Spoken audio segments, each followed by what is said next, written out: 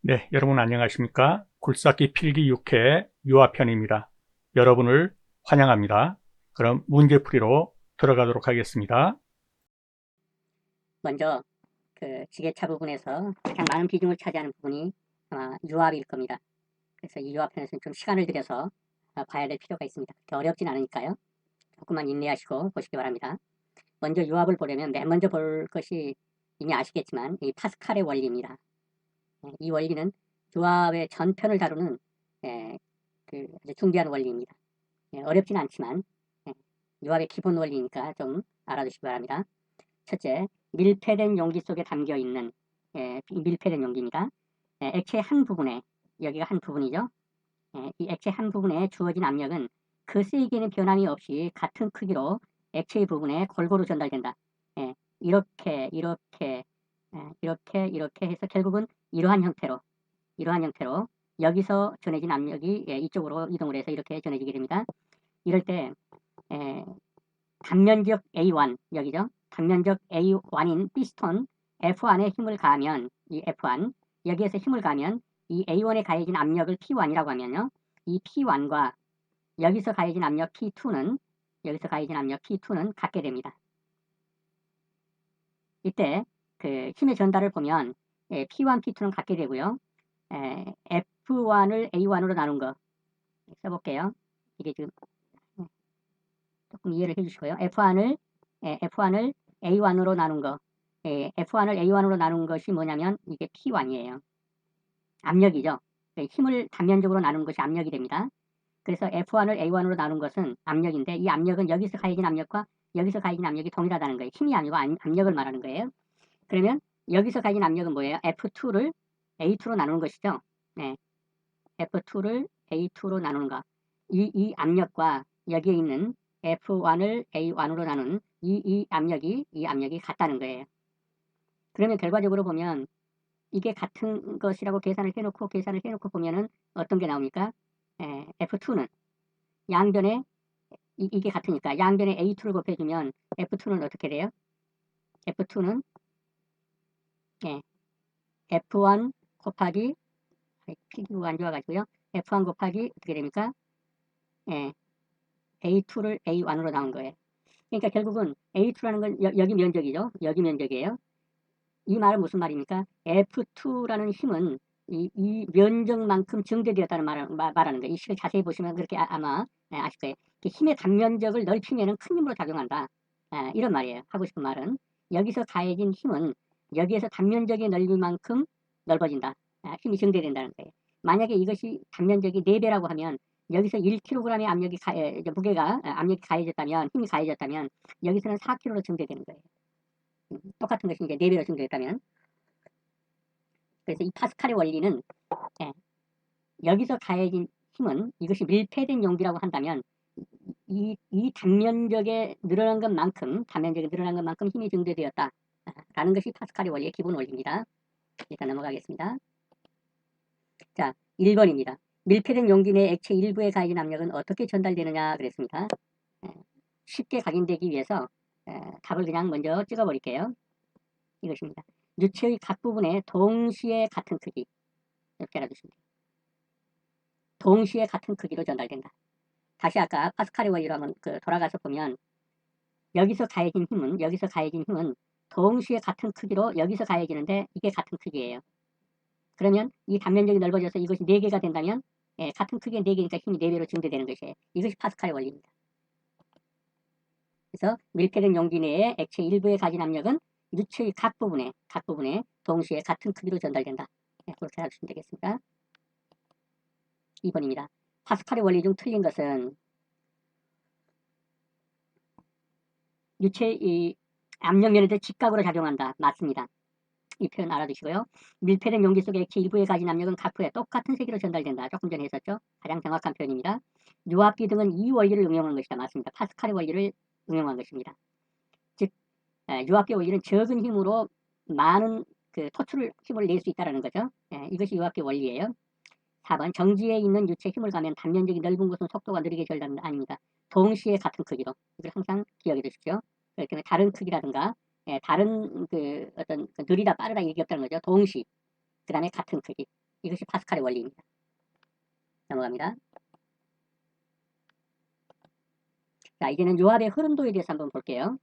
맨 먼저 이제 유압의 기호를 한번 보겠는데, 요 밑에 있는 이 표시가 있죠. 이 표시. 이것은 기름 탱크, 오일 탱크입니다. 이게 시험에 나와요, 또 이런 게. 그 다음에 여기서 이제 기름이 올라가고요. 여기 있는 요 모터, 이것이 소위 말해서 구동 모터예요. 그러니까 여기서 여기까지가 이게 뭐라고 보면 되냐면은 힘을 발생시키는 구동 부분이에요. 그럼 여기는 지금 이제 밸브들이 있어요. 릴리프 밸브, 방향 제어 밸브, 여기서는 지금 속도 제어는 안 나와 있지만 어떻든 이렇게 이제 이 밸브들이 있어요. 이 밸브들은 이것을 우리가 이제 소위 말해서 제어 밸브 이렇게 말하는 것이죠.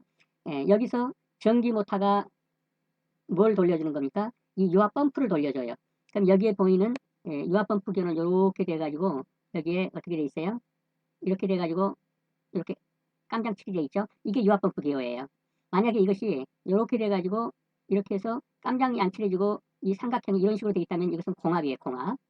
요 깜장이 칠인 거 요것은 유압이고 여기에 이렇게 빈 이런 식으로 이런 식으로 돼 있다면 이건 공압이에요. 그래서 이건 유압이죠. 이게 유압 펌프입니다. 여기 유압 펌프예요. 이것은 흡입 필터예요. 이게 흡입 필터 기호예요. 이것도 기억해 두시고요. 이것도 유압 기호니까 기억해 두셔야 유압 펌프는 이렇게 표시하는구나. 이건 전기 모터고요. 전기 모터가 이 축이 연결돼 가지고 이 펌프를 돌려요. 돌리면 여기에서 이제 유압이 오일이 따라 올라가겠죠. 그러면서 이쪽에서 이제 압력을 발생시키는 거예요. 여기서 기계적 압력이 어떤 식으로 변환이 됩니까? 이제 액체 압력으로 변환되어서 올라가죠. 가면서 여기서 압력의 세기를 조절하기도 하고요. 힘의 방향도 조절하는데 이건 전부 다 뭐가 아니야? 제어 밸브가 하는 겁니다. 여기서 발생된 힘이 이러한 밸브를 통해서 방향이나 제어나 속도가 조절되면서 어디로 가냐면 결국은 요 실린더 부분 또는 여기서는 안 나타나 있지만 유압 모터 부분으로 올라가서 뭘 하겠습니까? 여기서 이제 이걸 우리가 뭐라고 그래요? 액추에이터라고 그러죠.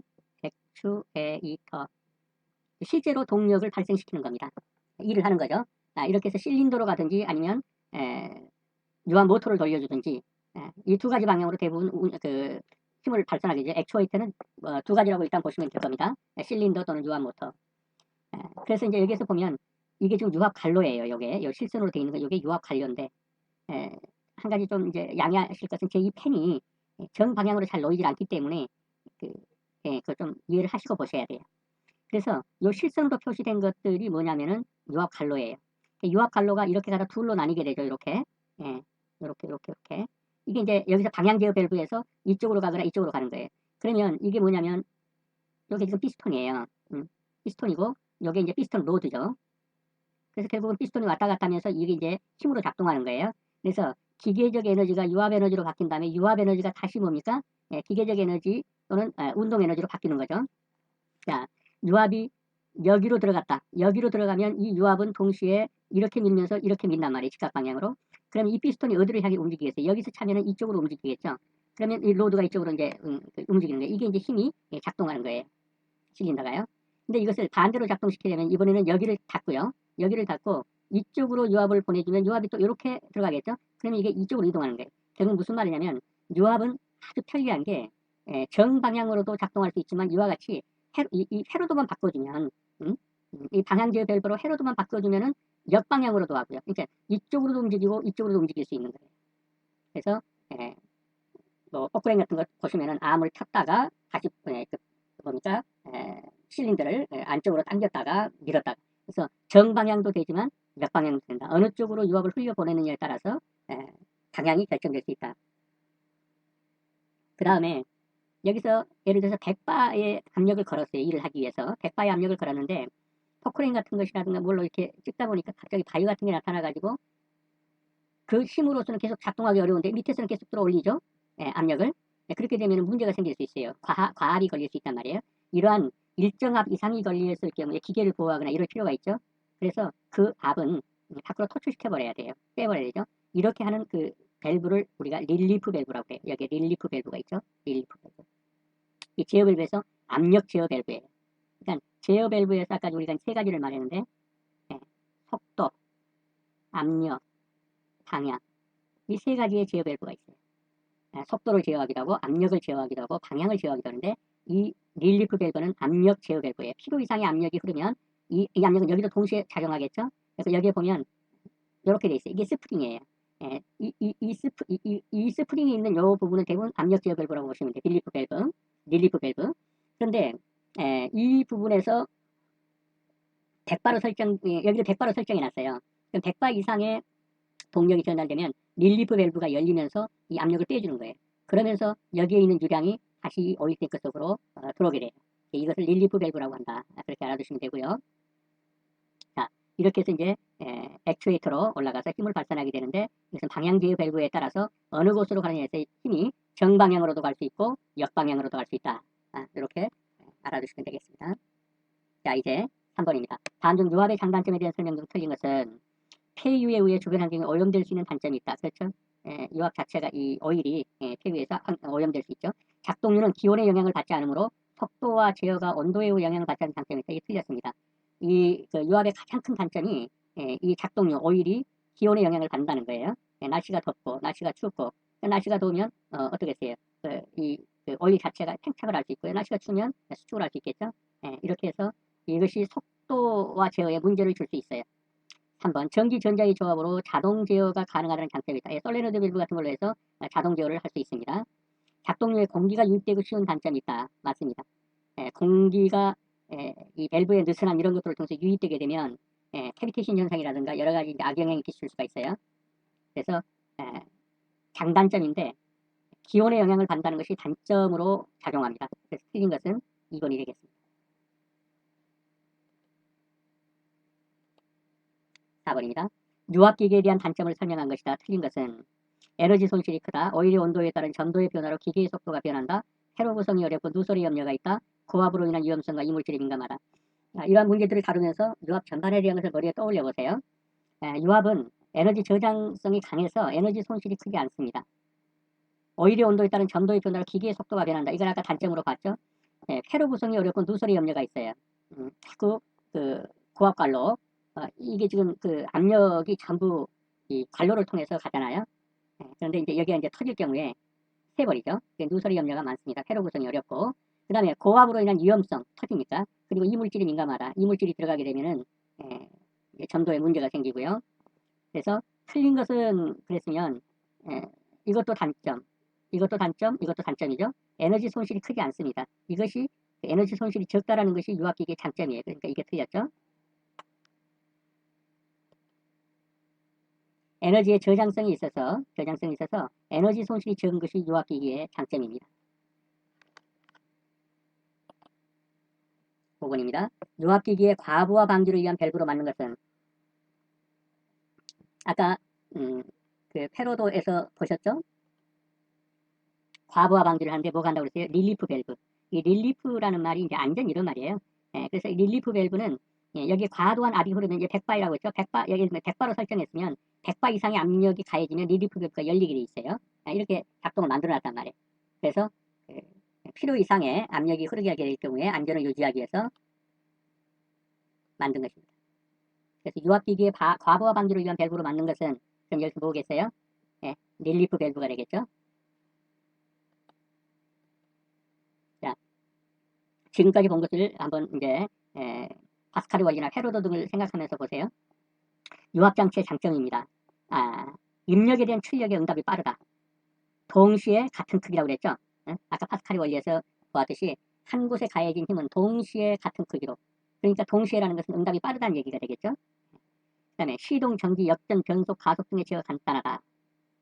아까 그 회로도를 보시면 역전도 가능하고 변속은 속도에 의해서, 그 다음에 가속, 그 다음에 여러 가지 제어 밸브에 의해서 시동하고 정지하고 역전, 변속, 가속 등의 제어가 간단합니다. 이것이 그 유체 역학의 한 특성이에요. 오일이라는 그 특성 때문에 시동, 정지, 역전, 변속, 가속 등의 제어가 간단합니다. 무단 변속이 가능합니다. 1단 놓고 2단 놓고 복잡하게 할 필요 없어요. 결국 뭐만 유압의 압력만 높여주면 계속 변속은 되는 거예요. 끊김없이 되는 것이죠. 기계적으로는 이렇게 하기 어렵죠. 1단 놓고 그 다음에 뭐 2단 놓고 3단 놓고 뭐 이런 식으로 한다든지. 자, 그 다음에 힘과 속도를 자유롭게 변속시킬 수가 있습니다. 머릿속으로 그려보시면 이제 떠오르게 되죠. 출력당 소형 경량으로 큰 힘을 낸다. 아까 파스칼의 원리에서 보셨죠? 예, 이렇게 해서 이쪽으로 이렇게 낼 때 여기서 가해진 적은 힘이 여기서 큰 힘으로 나온단 말이에요. 소형의 경량으로 큰 힘을 얻는다. 맞죠? 그 다음에 원격 조작이 가능하다. 이거는 멀리서 무슨 뭐 글라이더 조작하는 이런 의미가 아니고 여기서 가해진 압력은 이 관로를 타고 상당히 먼 원격까지도 동시에 같은 크기로 작동을 한다는 말이죠. 이 관로만 넓혀주면 원격으로 가겠죠. 이 힘이 원격으로 가죠. 이런 의미에서 원격 조정이 가능하다. 이렇게 보시면 되겠습니다. 그 다음에 신호시의 응답이 빠르다. 동시에 같은 크기로 이렇게 보시면 될 거예요. 그러니까 신호시 응답이 빠른 건 동시에 항상 이거 할 때 이렇게 보시면 돼요. 동시에 같은 크기로 작동한다. 이게 파스칼의 원리예요. 동시 같은 크기. 그냥 동시니까 응답이 빠르죠. 여기서 힘을 가하는 즉시 저쪽에서 바로 여기서 힘을 가하는 즉시 여기서 바로 힘을 받는다. 정기적인 조작이 가능하다. 아까 봤죠. 뭐 솔레노이드 밸브라든가 이런 거. 속도나 방향의 제어가 가능하다. 봤죠? 속도 제어 밸브, 그 다음에 방향 제어. 어느 쪽으로 방향을 설정하느냐에 따라서 정방향도 될 수 있고 역방향도 될 수 있다. 토크 제어가 가능하다. 토크란 게 뭐예요? 힘이죠, 힘. 압력이에요. 압력 제어가 가능하죠. 수동, 자동으로 조작할 수 있다. 맞습니다. 최대 출력 토크의 제한이 영위하다. 뭘로요? 압력 밸브 사용해서 그 이상 토크가 흐르면 빼버리면 되죠. 정회전, 역회전이 가능하다. 아까 뭘로 봤어요? 방향. 방향 제어 밸브로 왼쪽에서 오른쪽으로 밀기도 하고 오른쪽에서 왼쪽으로 밀기도 하죠. 14. 각종 제어 밸브에 의한 압력, 요량, 방향 등의 제어가 간단하죠. 과부에 대한 안전장치가 간단하고 정확하다. 이게 뭐라고 그랬어요? 릴리프 밸브. 진동이 적고 작동이 원활하다. 이것이 유체역학의 특징이에요. 같은 크기로 동시에 작동하기 때문에 진동이 적고 작동이 원활하다. 동력 전달이 원활하고 저속에서 큰 회전력의 기동이 가능하다. 맞습니다. 그래서 유압장치의 이러한 것들을 유압의 특성, 파스칼의 원리, 회로도 이런 것들을 생각해 보면서 떠올려 보시기 바랍니다. 근데 유압장치의 단점도 있어요. 첫째는 그 유압류가 온도의 변화에 의해서 영향을 받기 쉽다는 거예요. 그 다음에 공기가 혼입되기 쉽다. 그 다음에 터져서 오일이 누설의 염려가 있고요. 오일이 화재 위험도 있죠. 이것도 기름이니까. 그 다음에 배관 작업이 복잡하다. 폐유에 의해서 주변 환경이 오염될 수도 있다. 고장이 생기면 발견이 어렵고 구조가 복잡하다. 그 다음에 고압의 사용으로 인해 위험성 및 이물질에 민감하다. 이런 것들은 조금 이제 지금까지 보신 이런 것과 연관시켜 생각해 보시면 좀 연관이 될 겁니다. 넘어가겠습니다. 자, 유압모터의 단점에 대한 설명 중 틀린 것은 작동류가 누출되면 작업 성능에 지장이 있다. 맞겠죠? 압을 제대로 받을 수가 없죠. 압만 넣으면 오일이 새버리는데. 작동류의 점도 변화에 의해서 유압모터 사용에 제약이 있다. 맞습니다. 점도가 변하게 되면 유압모터의 사용에 제약이 있게 됩니다. 릴리프 밸브를 부착해서 속도나 방향 제어가 곤란하다. 그렇진 않죠. 릴리프 밸브라는 것은 일정 압력 이상이 올라가면 이제 감압을 해주는 건데 그렇다고 해서 속도나 방향 제어에 영향을 주지는 않습니다. 작동류에 먼지나 공기가 침입할 수 있기 때문에 주의해야 합니다. 어느 정도? 이 정도면 감이 보시죠. 그래서 답은 3번이 되겠습니다. 자, 릴리프 밸브, 유압 회로에서 압력이 설정 압력 이상으로 되면 밸브가 열리고 잉여 유체, 나머지 이제 그 오일을 되돌려서 어디로요? 탱크로. 이렇게 해서 압력 제어 밸브가 설정치를 유지한다는 거예요. 100바를 해놨으면 100바를 유지되게 만든다. 사용 목적에 따라 안전 밸브라 불리기도 한다. 릴리프 밸브는 유압 모터의 단점에 해당하지 않습니다. 7번입니다. 작동류 속에 용해 공기가 기포로 되어 있는 상태를 무엇이라고 부르느냐. 답부터 찍어버리면 캐비테이션, 공동현상이라고 비는 거죠. 그렇게 되면은 어떻습니까? 이 기름, 이 오일 속에 공기가 함유되어 있어요. 그러면 밀도 다르고 점도 다르죠. 일단은 압력이 밀리면 그 유압 오일이라는 특성이 압축되지 비압축성이에요. 그것이 만약에 압축된다 그러면 바로 힘을 못 받겠죠. 왜? 우선 오일부터 압축시키고 그 다음에 압축시킨 오일이 힘을 전달하기 때문에 이중에 그 낭비가 있게 되죠. 그래서 이 비압축성이 큰 그 오일의 특징인데 그 속에 공기가 들어있으면 어떻습니까? 이제는 공기를 압축을 시켜서 오일과 같은 상태로 압축이 돼야 되는데 이게 쉽지 않은 거죠. 그래서 이제 이 캐비테이션 현상이 일어나게 되면 급격하게 뭐가 떨어져요? 동력이 떨어져 버리는 거예요. 왜냐하면 그 압이 제대로 받지 않고 이 공기를 압축시키는데 또 사용된다든가, 또는 공기가 그냥 압축되겠어요? 뭐 옆으로 빠져나가면서 열화 현상이 발생한다든가 여러 가지 것이 발생하겠죠. 그래서 큰 단점 중에 하나가 바로 캐비테이션 현상입니다. 이게 공동 현상이죠. 그 다음에 유압장치의 장점이 아닌 것은 그랬습니다.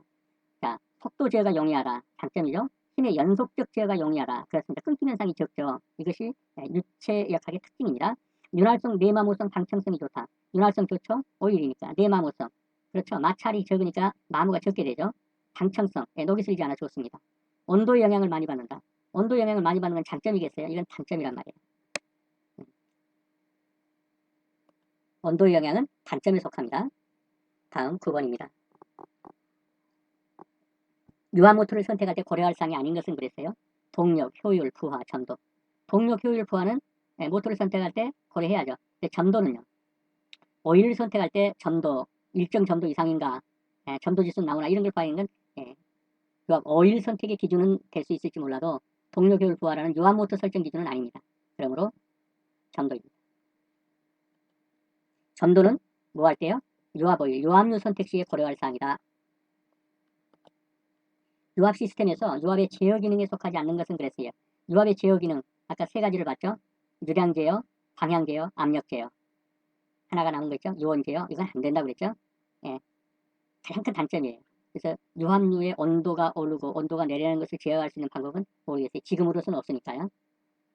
그래서 온도에 민감한 이 부분을 지금은 해결을 못하고 있죠. 유압 장치는 유체 압력 에너지를, 그렇죠? 유체 압력 에너지를 기계적 동력 에너지로 바꾸는 장치로서 그 뭡니까? 유량 제어, 방향 제어, 압력 제어 등의 방법을 통해서 이루어진다. 아까 맨 처음에 유압 회로도에서 보셨죠? 맨 밑에 있는 동력이 이러한 제어 장치를 통과하면서 액추에이터로 바뀌는 거예요. 실린더를 움직이거나 또는 유압 모터를 움직이거나. 이제 계산 문제를 한번 풀어보겠는데요. 이런 문제가 나올 수도 있고 안 나올 수도 있는데 참 어려우시면 제끼시고 풀만한 분들은 한번 보시고 풀어보시면 될 것 같아요. 자, 피스톤의 지름이 20mm인 유압 실린더에서 유압이 60kg per 제곱센티미터로 작용한다면 이때 실린더에서 발생되는 힘은 어떻게 되겠느냐 그랬어요. 그래서 이 힘이 단면적에 작용하는 힘이기 때문에 먼저 피스톤 지름 20mm의 단면적을 구해야 돼요. 그리고 양쪽의 단면적을 고려해야 합니다. 그래서 먼저 피스톤 20mm의 단면적을 어떻게 계산하느냐. 우리가 이제 옛날에 배울 때 그 단면적 계산한 걸 파이 r 제곱 이렇게 하기도 하지만 이제 r이 반지름이잖아요. 이걸 지름으로 곱하면은 파이 b 제곱을 4로 나눈 거. 이렇게도 되죠. 지름으로 하면 이게 같은 거란 말이에요. 근데 여기서 지름이 20mm다 그랬으니까 뭐 10의 제곱 이렇게 해도 되지만 그냥 20의 제곱 이렇게 해도 돼요. 그래서 파이 곱하기 20의 제곱을 4로 나눈 거, 요것이 뭐냐면 이 피스톤의 지름이 되겠죠. 단면적이 되겠죠. 이게. 그러면 이게 얼마가 될까요? 한번 이제 계산을 해보세요. 이렇게 되면은 이게 아마 이제 몇 제곱 센티미터로 나올 거예요. 제가 이걸 계산 안 해봐가지고요. 이것만 계산하면 어떻게 되나요? 여기 400이고 3.14. 그렇게 해서 제가 잠깐 한번 계산을 해보고 제가 말씀을 드릴게요. 파이 곱하기 20제곱을 4로 나누는 거, 이게 단면적이죠. 그러면 이것을 파이 곱하기 20제곱을 4로 나눈 걸 해보니까 314가 나와요. 이것을 다시 100으로 나누는 것은 밀리미터를 센티미터로 환산하니까 10mm가 1cm죠. 그러니까 가로 곱하기 세로로 그 제곱센치로 나오니까 100을 나눠야 돼요. 그래서 그렇게 나누면 3.14 제곱센티미터가 나오겠죠. 결국은 이 피스톤은 3.14 제곱센티미터예요. 근데 제곱센티미터당 받는 힘이 60kg예요. 그러니까 3.14 곱하기 60 이렇게 계산이 돼야 돼요. 이렇게 계산해 보면 아마 188.4 이렇게 나올 거예요. 그래서 답은 188.4라고 돼요. 이런 시험 문제가 나오면 먼저 계산하는 게 피스톤의 지름, 즉 단면적을 지름으로 단면적을 구한 다음에 이 단면적을 센티미터, 제곱센티미터로 환산을 해서 그 단면적이 몇 제곱센티미터를 계산해야 돼요. 그런 다음에 제곱센티미터당 퍼 힘, 그 60kg니까, 그러니까 여기서는 3.14 제곱센티미터 곱하기 60kg 이렇게 계산하면 188.4 이렇게 나오게 되겠습니다. 한 문제만 더 풀어볼게요. 여기 문제를 풀었네요. 파이 d 제곱 한 다음에 나누기 4 이렇게 해도 되고 파이 r 제곱 한 다음에 나누기 100으로 환산하면은 뭐가 되겠어요? 제곱센티미터로 나오겠죠. 파이 r 제곱이니까 3.14 곱하기 r 20의 제곱이니까 400이 되겠네요. 이렇게 계산한 다음에 100을 나눠주면 이게 나올 거예요. 제곱센치가. 그 제곱센치 나오는 것을 이 제곱센치 퍼 60kg이라는 여기다 곱해주게 되면 이 피스톤이 발생하는 힘이 나오게 되겠죠. 한 번 더 이렇게 풀어보시고요. 나는 이런 문제 쉽게 풀 수 있다 하시면 하시고, 나 이거 도저히 학교 다닌 지 너무 오래돼가지고 모르겠다 그러면 그냥 어쩔 수 없이 그냥 포기하고 하셔도 크게 지장은 없을 겁니다. 하나만 더 풀어볼게요. 피스톤 주름이 15mm인 유압 실린더에서 유압이 70kg per 제곱센치일 때 실린더에서 발생하는 힘은, 그러면 먼저 뭘 구하라고 그랬어요? 실린더의 단면적을 구하라. 언제나 이 힘은 단면적과의 관계가 있기 때문에요. 단면적을 구하면은 뭐예요? 파이 r 제곱 하든지 또는 파이 지름 제곱을 4로 나누든지 이렇게 하면 이게 단면적이 나와요. 그러면 여기서는 지름이 15mm라고 그랬으니까 파이 15 제곱을 4로 나누면 단면적이 나오겠죠. 요게 몇 제곱센티미터가 나올 거예요. 요거에다가 이 제곱센티미터 나온 것에다가 이 제곱센치당 70g이니까 70kg을 곱해주는 거예요. 그러면 이제 몇 킬로가 나오겠죠. 여기서 구한 것을 한번 봐볼게요. 자, 파이 d 제곱 그래서 4를 나누고 거기서 다시 100을 나누면 이게 단면적이에요. 2268 제곱센티미터. 근데 1제곱센티미터당 60kg이 나오니까 2.268 곱하기 60 해서 136.08kg. 그래서 이게 답이 되겠죠. 이렇게 해서 실린더에서 발생하는 힘을 구하게 됩니다. 네, 좀 수업이 까다로우셨나요? 처음이니까 어려우실 거예요. 요압이. 그러나 알고 보면 아무것도 아니에요. 네, 여러분 수업하시느라 수고 많으셨습니다. 다음 시간에 다시 뵙겠습니다. 감사합니다.